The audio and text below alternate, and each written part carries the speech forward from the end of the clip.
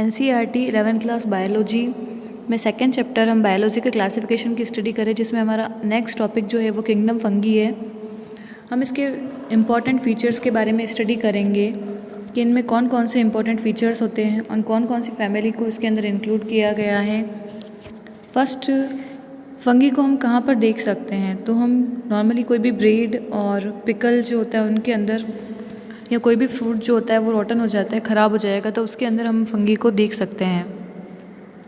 Fungi के अंदर जो सभी इंक्लूड किए जाते हैं ऑर्गेनिज्म, उसमें से मोस्टली सभी हेटेरोट्रॉफिक इन नेचर होते हैं। हेटेरोट्रॉफिक का मतलब होता है कि अपना फूड फॉर्मेशन जो होता है वो खुद नहीं कर सकते, उनको फूड के लिए किसी और पर डिपेंड रहना पड़ता है।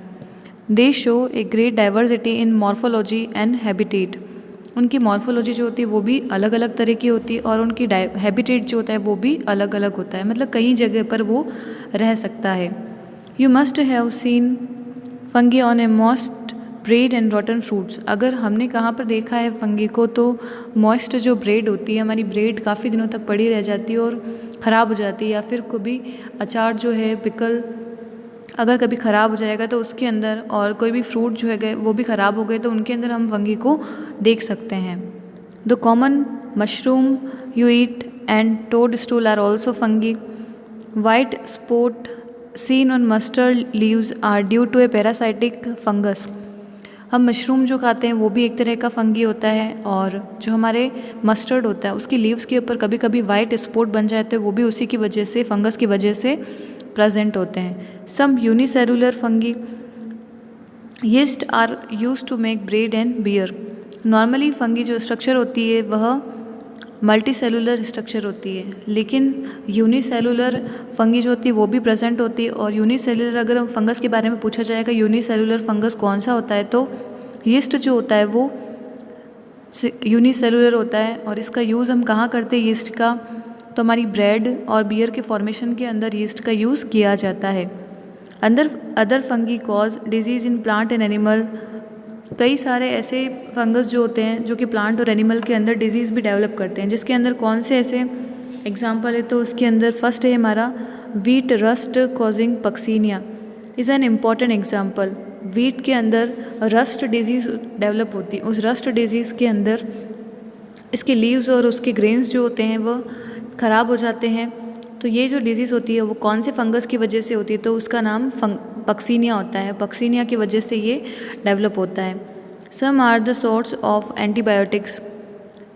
फंगस जो होता है वो सिर्फ डिजीज़ डेवलप करता है ऐसा नहीं होता है, उसकी फंगस से हम कई सारी मेडिसिन, एंटीबायोटिक्स जो होती है वो भी मिलती है हमको। तो उसके अंदर सबसे पहले जो डिस्कवर की गई है वो पेनिसिलियम होती है। पेनिसिलियम सबसे पहले डिस्कवर की गई एंटीबायोटिक होती है, जो कि अलेक्जेंडर फ्लेमिंग ने डिस्कवर करी थी। Fungi are cosmopolitan occur in air, water, soil and on animal and plant. Cosmopolitan का मतलब होता है कि सभी जगह प्रेजेंट होती है। फंगस जो होती है वो सभी जगह प्रेजेंट होती है, एयर के अंदर भी हो सकती है, वाटर के अंदर, सॉइल के अंदर, एनिमल पे, प्लांट पे, सभी जगह प्रेजेंट हो सकती है।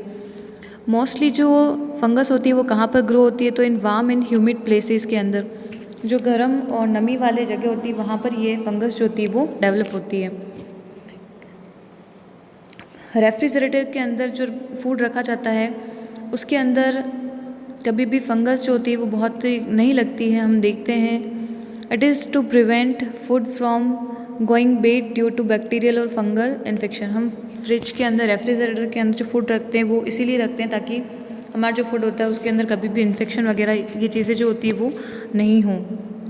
नेक्स्ट जो है वो स्ट्रक्चर के बारे में बताया गया है कि फंगस की स्ट्रक्चर जो होती है वो किस तरह से होती है।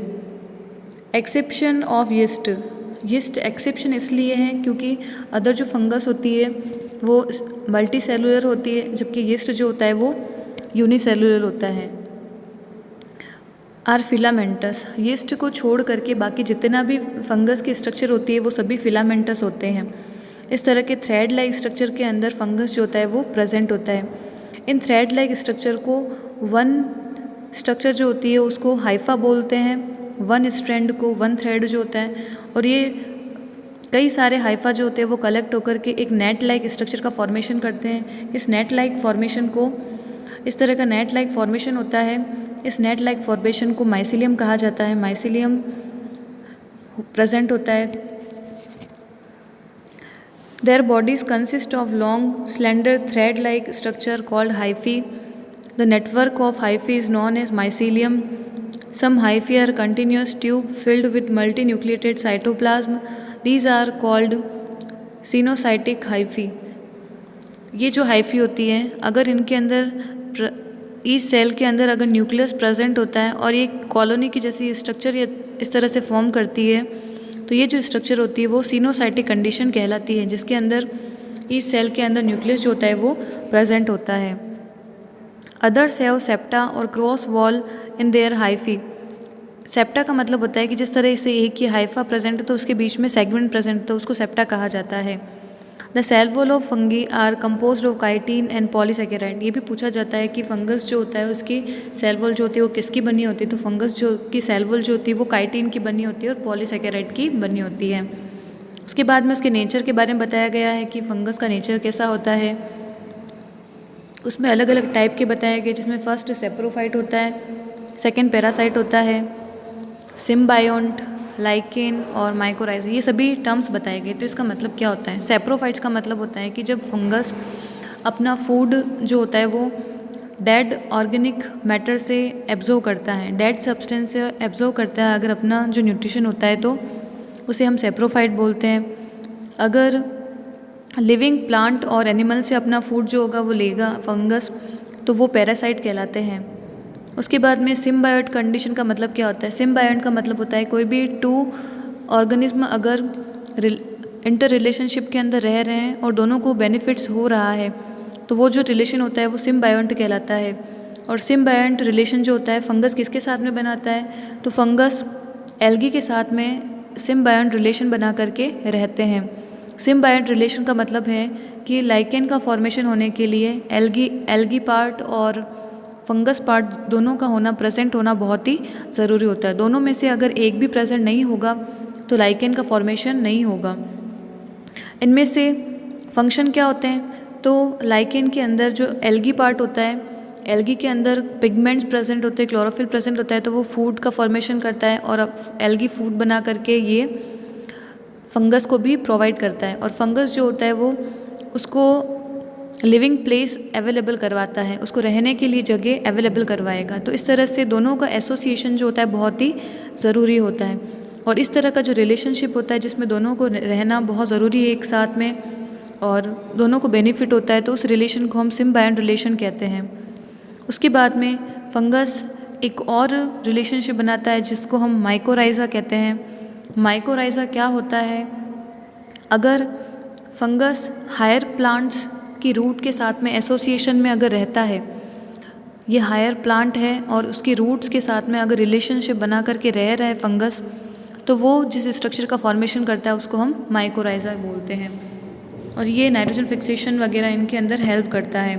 तो इस तरह से ये इसके सभी कैरेक्टर होते हैं कि इस तरह से फूड को लेने का फंक्शन करता है। और फंजाई जो होता है वो फंगस जो होता है वो हेटेरोट्रोफिक इन नेचर होता है।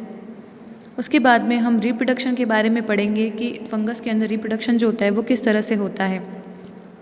Reproduction in fungus can take place by vegetative means fragmentation, fission, budding. Asexual reproduction is by spore called conidia and sporangia, zoospore, and sexual reproduction is by oospore, ascospore and basidiospore।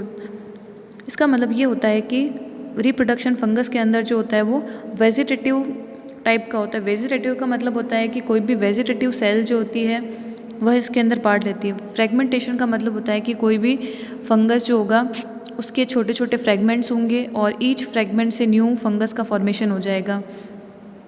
Budding के अंदर क्या होता है? Budding के अंदर कोई भी fungus होगा, यहाँ पर इसके अंदर इस बड का फॉर्मेशन होगा और ये बड जो होगी वो सेपरेट होगी और सेपरेट होने के बाद में न्यू फंगस का फॉर्मेशन करेगी।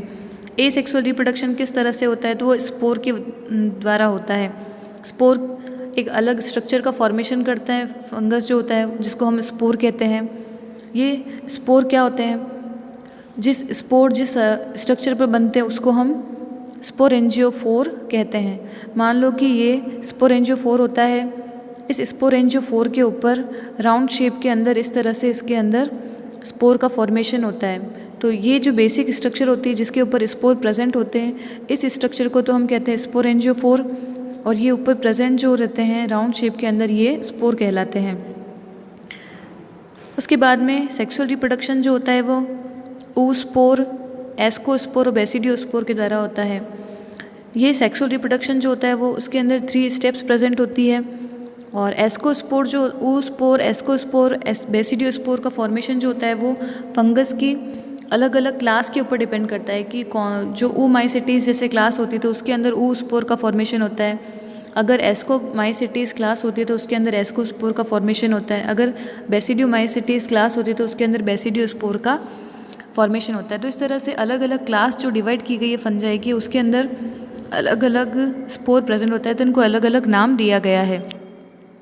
उसके बाद में फंगस जो होता है वह डिवीज़न के बाद में एक इस तरह की स्ट्रक्चर का ग्रुप का फॉर्मेशन करता है। ये जो उसकी बॉडी होती है, स्ट्रक्चर जो होती है, यह फ्रूटिंग बॉडी कहलाती है। The various spore are produced in distinct structure called fruiting body.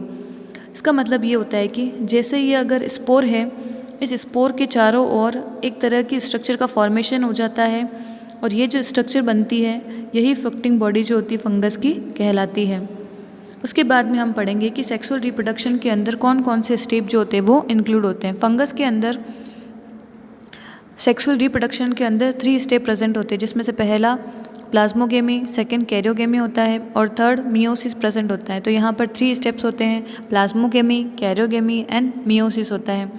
Plasmogamy का मतलब क्या होता है? प्लाज्मोगेमी का मतलब होता है कि अगर कोई 2 सेल्स प्रेजेंट है, उन 2 सेल्स का जो प्रोटोप्लाज्म होता है, अगर ये प्रोटोप्लाज्म आपस में मिक्स हो जाता है, उनका फ्यूज़न हो जाता है, फ्यूज़न ऑफ प्रोटोप्लाज्म अगर होगा तो वो पहला जो प्रोसेस होता है वह प्लाज्मोगेमी कहलाता है। फर्स्ट प्रोसेस के अंदर यही चीज़ होती है कि 2 सेल्स जो होगी वो कनेक्ट होगी, और कनेक्ट होने के बाद में इनके दोनों के जो प्रोटोप्लाज्म होते हैं वो कनेक्ट हो जाते हैं, और प्रोटोप्लाज्म को कनेक्ट फ्यूज़न होने जो प्रोसेस होता है उसी को प्लाज्मोगेमी कहा जाता है।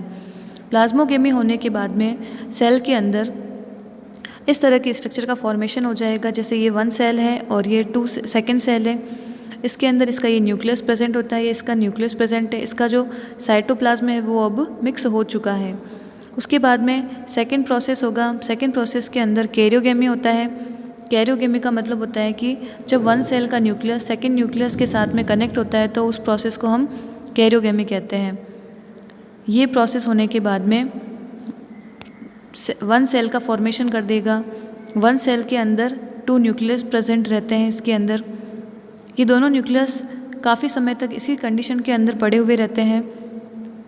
इस कंडीशन में पड़े रहने पर ये कंडीशन जो होती है वो N+N की कंडीशन कहलाती है, जिसमें 1 सेल होती है जिसके अंदर 2 न्यूक्लियस प्रेजेंट रहते हैं, और ये जो कंडीशन होती है वो डाइकैरियोन की स्टेज कहलाती है, जिसमें N+N कंडीशन होती है। कुछ टाइम तक N+N डाइकैरियोन की कंडीशन बने रहने के बाद में इन दोनों का न्यूक्लियस जो होता है वो फ्यूज़ हो जाता है। इस तरह की सेल बनेगी और इसका ये न्यूक्लियस फ्यूज़ हो जाएगा, और ये पहले सेल जो N होती है ये सेल अब 2N सेल हो जाती है। इसके बाद में इस 2N सेल के अंदर मियोसिस होता है, और मियोसिस होने के बाद में इससे वापस NN स्पोर का फॉर्मेशन होगा, और ये जो NN हैप्लोइड स्पोर होंगे वो न्यू फंजाई को फॉर्मेशन करने के अंदर हेल्प करेंगे। तो इस तरह से फंगस के अंदर 3 स्टेज प्रेजेंट होती है, जिसमें से फर्स्ट जो होती है वो प्लाज्मोगेमी होती है, सेकेंड कैरियोगेमी होती है, और थर्ड जो होता है वो मियोसिस होती है। प्लाज्मोगेमी के अंदर फ्यूज़न ऑफ प्रोटोप्लाज्म होता है, कैरियोगेमी के अंदर फ्यूज़न ऑफ न्यूक्लिया होता है, और मियोसिस के अंदर डिवीज़न होगा और सेल के अंदर वापस हैप्लोइड स्पोर बनेंगे। यहाँ पर इसके अंदर बताया गया है, इसके अंदर fungus reproduce sexually 2 haploid hyphae और compatible mating type come together and fuse.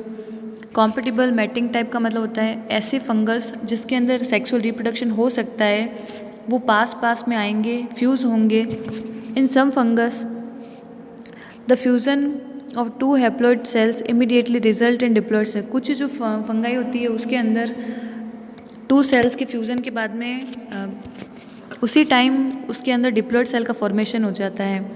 Hour in other fungi ascomycetes and basidiomycetes and intervening dikaryotic stage N+N that is 2 nuclei per cell occur.